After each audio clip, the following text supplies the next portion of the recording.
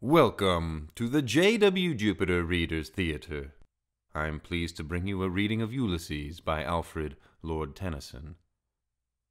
The poem finds the Greek hero Ulysses, also known as Odysseus, late in his life, but quite restless and discontent with his being king of Ithaca. This discontent has reared itself, perhaps somewhat surprisingly, after the 10 long years of the Trojan War, which were followed by the further 10 years of his journey home, chronicled in the Odyssey. Finding domestic life and politics quite pallid and poor relative to his previous life of high adventure, Ulysses resolves to explain himself and to persuade his mariners, his loyal sailing crew with him through his many ordeals, that even at their advanced ages they should now forsake this civilian life that they had journeyed back for over all those years, that they should now set out again on adventure, despite being old men doomed to likely failure, and to claim whatever little knowledge and new experiences life might still offer them, even in the last of its twilight. But Tennyson says it far better, so to not get any further out in front of the pleasure and presence of the work of art itself. Ulysses by Alfred, Lord Tennyson.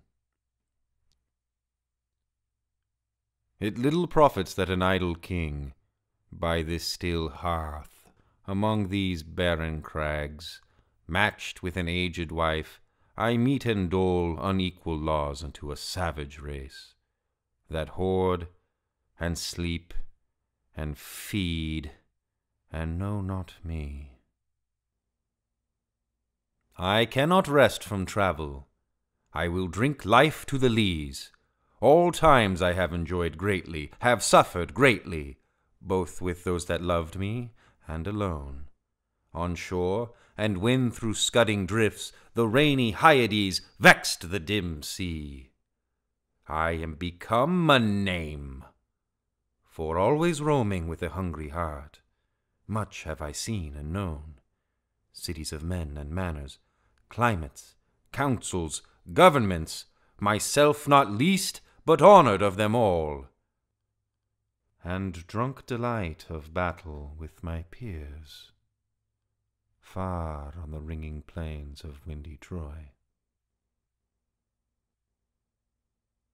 I am a part of all that I have met, yet all experience is an arch, wherethrough gleams that untraveled world, whose margin fades forever and forever when I move. How dull it is to pause, to make an end, to rust unburnished, not to shine in use, as though to breathe were life.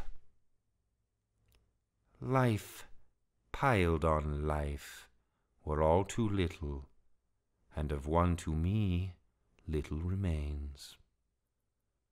But every hour is saved from that eternal silence, something more, a bringer of new things, and vile it were for some 3 suns to store and hoard myself, and this grey spirit yearning in desire to follow knowledge, like a sinking star, beyond the utmost bound of human thought.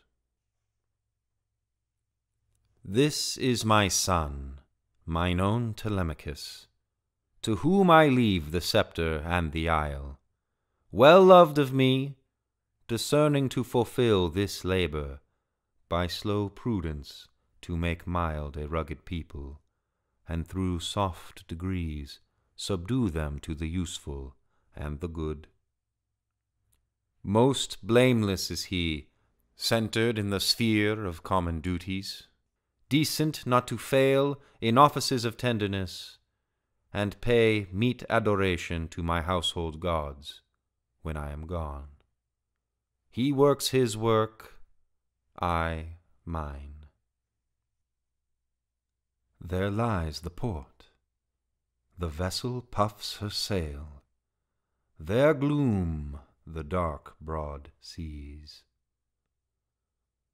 My mariners, souls that have toiled and wrought and thought with me, that ever with a frolic welcome took the thunder and the sunshine, and opposed free hearts, free foreheads.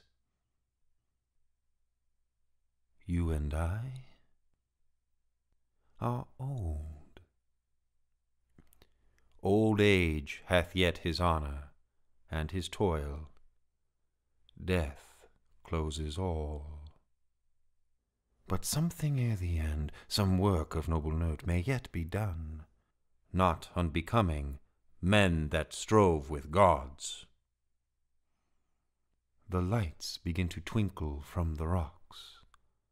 The long day wanes, the slow moon climbs. The deep moans round with many voices.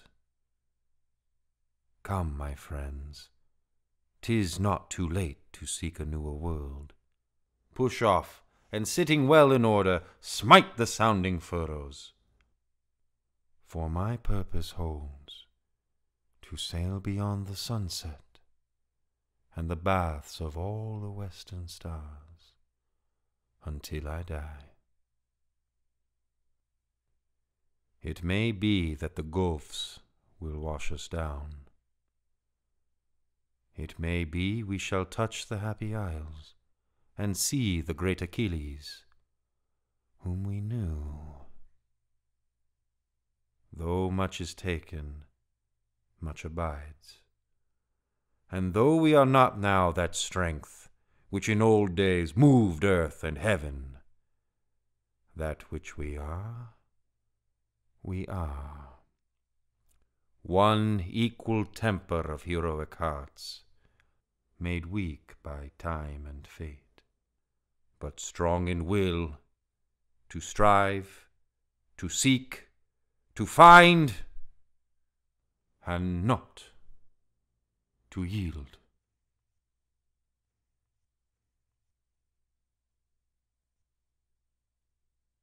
Thank you for visiting the J.W. Jupiter Readers Theater. Let me know your thoughts on Ulysses in the comments below. Please like, share, and subscribe if you enjoyed what you heard. And I'll see you soon on another J.W. Jupiter reading adventure.